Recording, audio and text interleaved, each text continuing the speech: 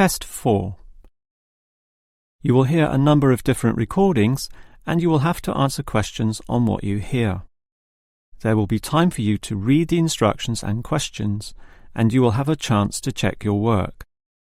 All the recordings will be played once only. The test is in 4 sections. At the end of the test, you will be given 10 minutes to transfer your answers to an answer sheet. Now turn to Section 1. Section 1. You will hear 2 colleagues, Marcus and Ella, discussing a work project. First, you have some time to look at questions 1 to 5.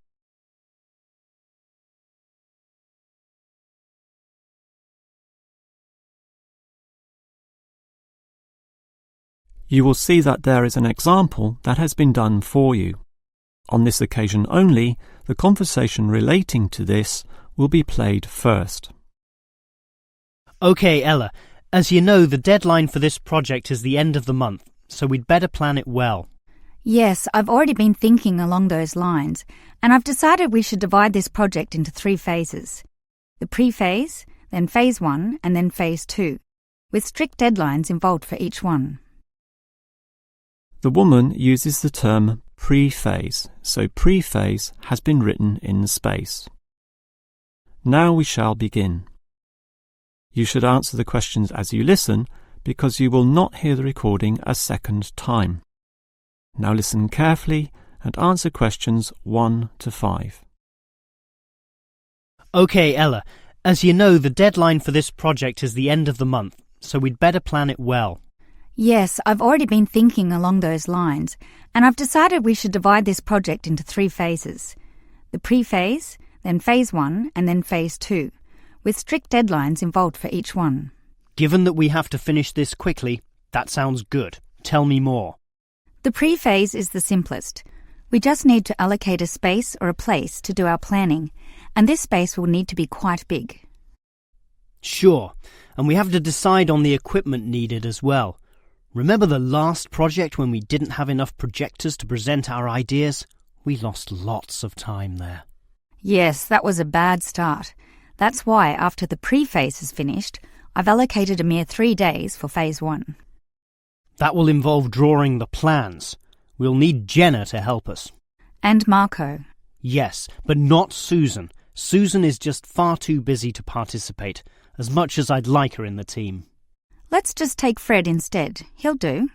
Sure, Fred's not as experienced as Greg, but I agree he'll do fine for this job. Then it's straight into phase 2. Collecting, collating, analysing and preparing the final report. Can we do that in 5 days? I think that's optimistic, which is why I scheduled 6. That's almost a week. Do we have that much time? We do, and with the right people, 6 days should see the job done. Who are the people for this phase? Arthur and Rob, right? No, Arthur's got other things to do, and Rob's on leave, so Mike alone will be the main man on this part. He's done it before, so it should be fine. But he may need some help with the smaller tasks.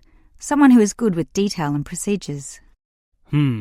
Peter's not free at the moment, so I can arrange Leo to chip in some time and advice.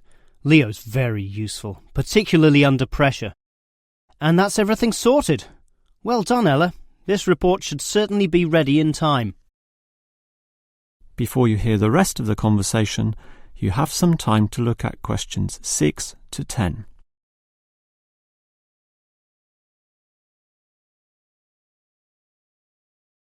Now listen and answer questions 6 to 10. Okay, Ella, you've done a good job with the basic time frame of this project, but what about specifics? What sort of specifics? Well, things like information gathering. Are we going to use questionnaires like we did last time? I was thinking of using the internet to ask people to give their views, but you often get such silly responses when you do that. I'm of the view that the best way to find out things is to ask people directly, so that's what we'll do. Okay, but that will take longer. We'll probably even have to do some of the work at home. No, I don't think so, as long as we stay back at work for some after-hours meetings. Well, that's better than coming in early. No one functions well in the morning. Also, the final report will need at least 2 appendices. Not only that, we'll have to attach a small booklet to the end, containing printouts of the relevant parts from all the foreign websites we accessed. That will take even more time. Are you sure we can meet this deadline? Yep, I've worked it all out and I'm confident we can do it. Phase 1 should be finished by the 5th, leaving Phase 2 to begin about the 8th or 9th. Now, there's a public holiday on the 10th, meaning that everything should be able to be submitted on the 15th. And after that, we can relax and celebrate on the 25th when the design division gives us approval to go ahead. Ha! You're assuming that the design division will approve this, and that's not guaranteed at all. Oh, come on, Marcus, be positive. You know this should be approved. In fact, I'm even planning the celebration when this is all over. Oh yeah? What's on the agenda then? Well, we definitely don't want to party in the office, do we? We want to get away from this place, and we're all too busy with our own lives and families to find a mutual time free for a dinner party. So I thought we'd just buy some nice expensive gifts for everyone who participated. We can just give these to the people here in the office. That sounds fine to me, but make sure they're not too expensive. The budget department will never approve the cost. Don't worry, I know how much I can get away with. All right, I'll leave that with you. That is the end of section 1. You now have half a minute to check your answers.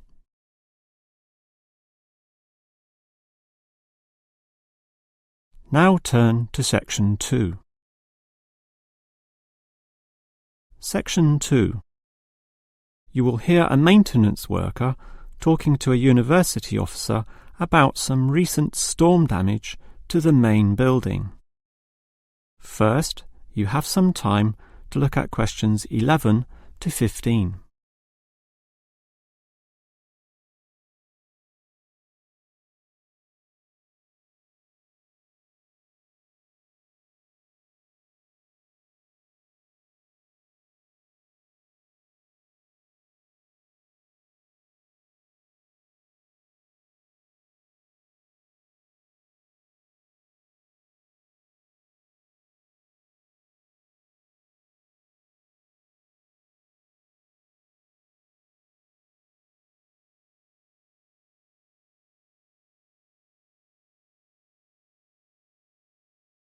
Now listen carefully and answer questions 11 to 15.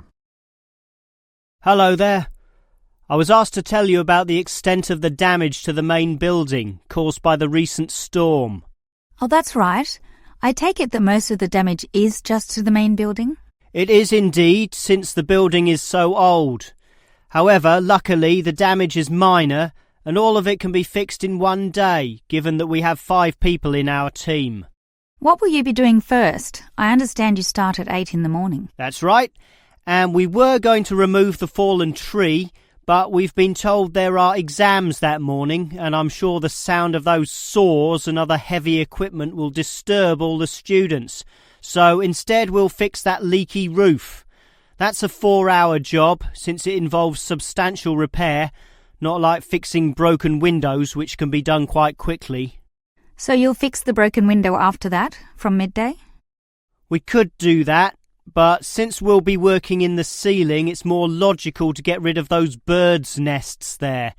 It's a small job, but will require crawling inside the ceiling cavity, which is not an easy exercise, so that will take about an hour.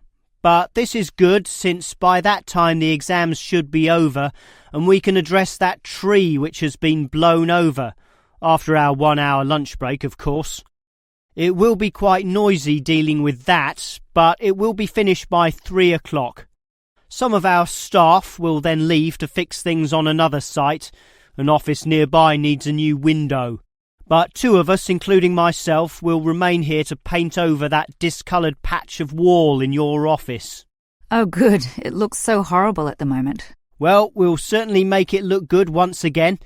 And in the last hour of our working day, we'll fix up that problem with the wiring. Apparently the power doesn't go to one of the classrooms. Probably some water has gotten into the fuse box, so we'll just change a few wires and clean up the moisture, and it should be fine. Before you hear the rest of the talk, you have some time to look at questions 16 to 20.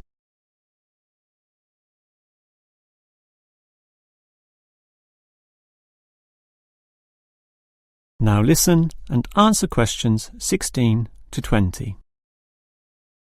I certainly appreciate all the effort you and your team are taking to fix things here, but I do have one request. And what is that? You said you're going to paint the back wall in my office. Will it be the same colour as before? Yes, we'll make it a nice white colour. Well, that's the point. I'd prefer it to be yellow to match the furniture. The furniture is orange, actually, but I think yellow's a nice match. Can you do that? We can certainly do that. Yellow it is. Certainly a prettier colour than just plain white, or the blue in my kitchen at home for that matter. And we can leave the paint can with you in case you need to do some touch-ups or if the stain reappears. I'll just leave it in the garden shed, the one next to the main classroom. And incidentally, about those birds in the ceiling, I was just investigating and I heard the chirping of little baby birds in there, so there must be some young ones in a nest. I just thought you'd like to know that we can give them to a wildlife reserve. There's one in the next suburb, so that should not be too much trouble. Or you could give them to one of our teachers. I have a colleague who can raise them. I would say the wildlife reserve is a better option, since the people there are used to dealing with animals. And as for that fallen tree, we'll cut it up into small pieces, and that can be firewood in my house, so that won't be wasted either, although the smoke will cause some pollution. But I have a special licence for my fireplace, so no one can object to that. I've noticed also that the university has a garden bin for the smaller items, leaves and sticks and bark and so on, so we can dispose of material in that also. You do have some waste piles out the back, but a proper garden bin means that the material will be recycled, and that's better for the environment, so you can rest assured we will use that. That is the end of section 2. You now have half a minute to check your answers.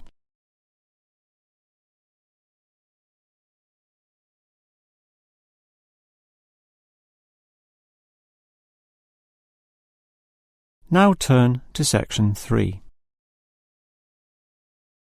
Section 3. You will hear 3 students, Steve, David and Susan, discussing the different courses they attend. First, you have some time to look at questions 21 to 26.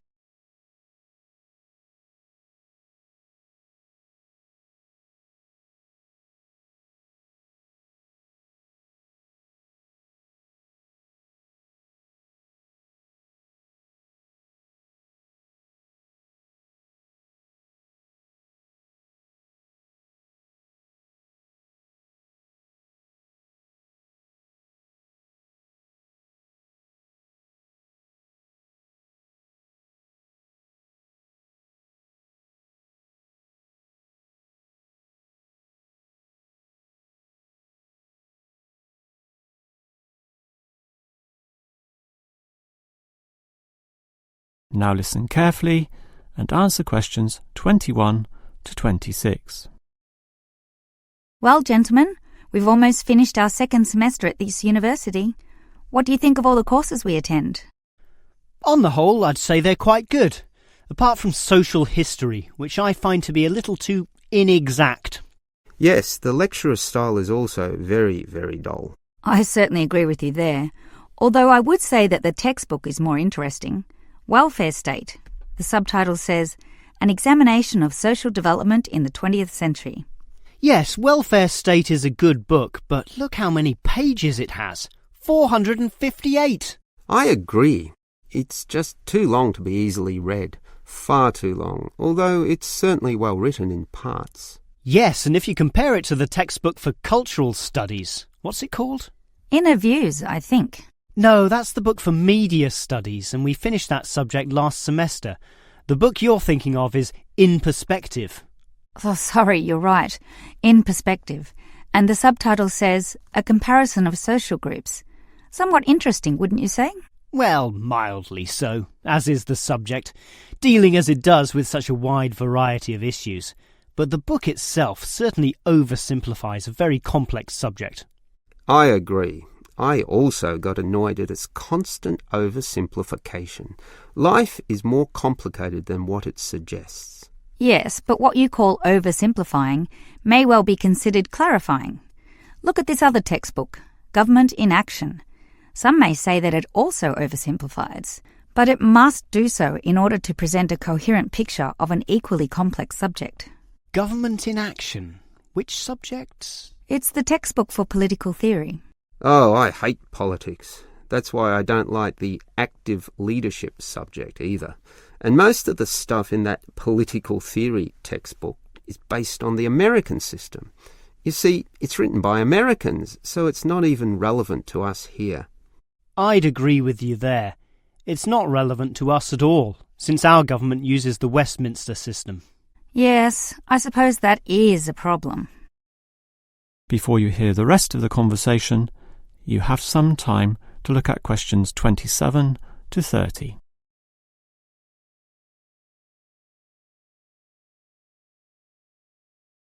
Now listen and answer questions 27 to 30.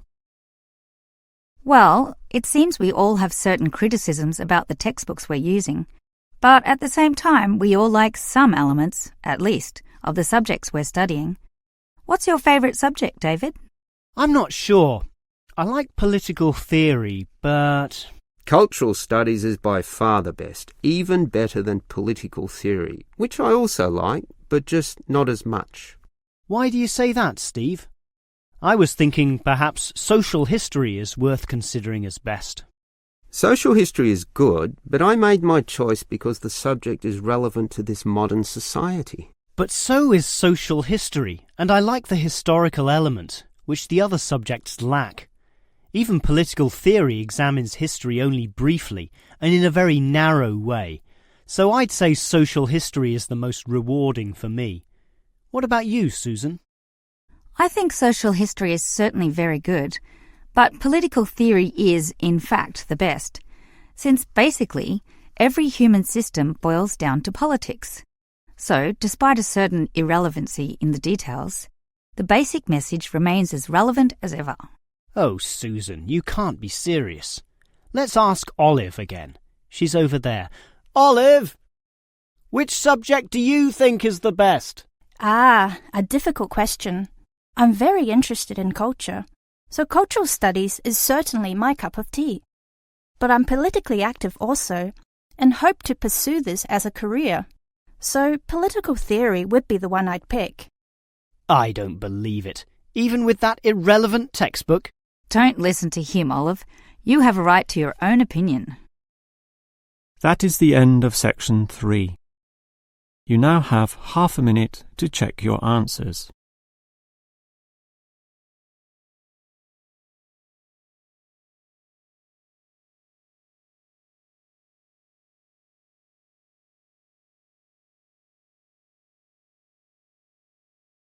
Now turn to section 4.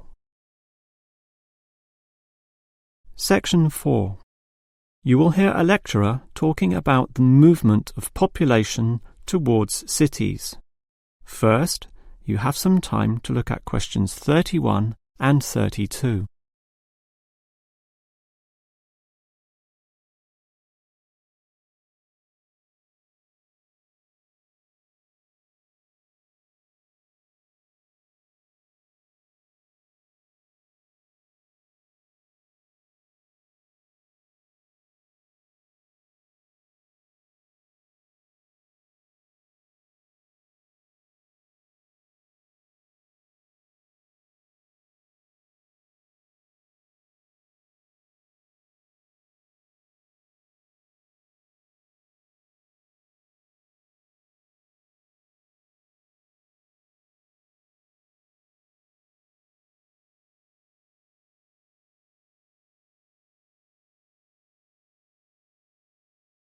Now listen carefully and answer questions 31 and 32.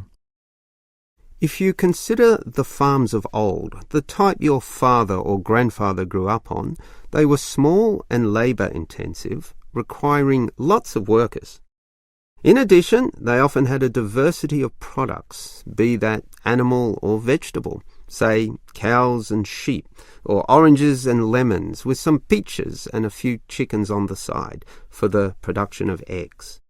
The many workers involved raised their families who needed products and support services, such as medical clinics and schools, so the small country towns had mercantile activity, storefronts and community participation with all ages present and a distinct town culture. And how it has changed. Travel to any small country town in virtually any developed country, and you will often see that these places are now somewhat forlorn and deserted, lacking life and vigour. Many of the residents have long since moved towards the big cities, so the country areas have become depopulated and their downtowns empty. This phenomenon is so predictable and widespread that it even has a name, rural flight or rural exodus, and it has produced some fairly predictable problems. Before you hear the next part of the lecture, you have some time to look at questions 33 to 35.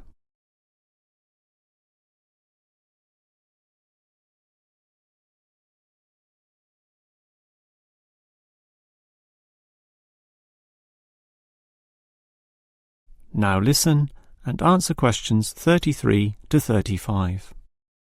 As for the causes of rural exodus, the most obvious is the industrialisation of agriculture. This comes in two aspects, one of them being monocultural farming practices. What this means is that it is now more efficient to have one product and focus on its needs almost exclusively. So, for example, animal husbandry will usually involve a single type of animal, say pigs, but with huge factory farming techniques, or, in other words, the second aspect, economies of scale. This means instead of 200 pigs, there'll be 2,000, tightly fitted into small pens or cages, with high-density waste disposal and automatic feeding systems. Yet, despite this huge size, it can all be controlled by just a dozen farm workers pushing the right button. You might not like it, but in a competitive market, the cheaper the overheads, the better, and one can't argue with market economics. It's simply the way of the modern world, and it has changed the face of rural districts, mostly for the worst. Before you hear the rest of the lecture, you have some time to look at questions 36 to 40.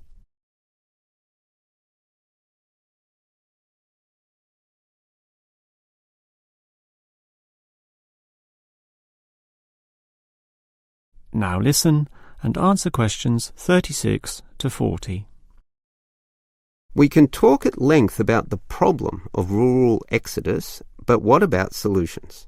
Well, there is certainly some cause for hope, since many are now feeling the negatives of increasing urbanisation, negatives which the countryside generally does not have. Thus, tourism, for example, is certainly one avenue of revenue and revitalisation. The most important consideration here is that the local residents themselves participate in developing such initiatives and deciding what happens, since outsiders, be they state government or city-based planners, do not fully understand the local settings, the possibilities which may be on offer, or the town culture, since even small rural areas can be highly distinctive from neighbouring ones. For example, the Daylesford area has developed a tourist industry based on the natural springs there, putting forward the angle that this water is relaxing and revitalising for the health.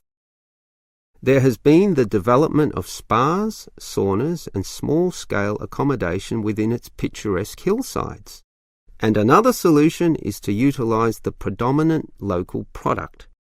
This takes advantage of the fact that many city people are developing a dislike for factory-produced and packaged foodstuffs. They are becoming interested in products that can be sold directly to them at a cheaper price, while preserving all the freshness from the tree or animal.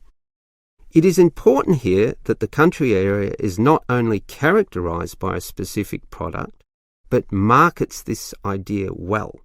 For example, many areas of country Victoria have developed widespread grape growing and winemaking facilities and encourage wine tasting tourism, now a thriving industry with an international patronage. Similarly, Harcourt is famous for apples, Shepparton for mature cheeses, and Mildura for its citrus products. Such strategies, done well, give hope that rural areas can revitalise somewhat and once again be lively and interesting places to live in. That is the end of section 4. You now have half a minute to check your answers.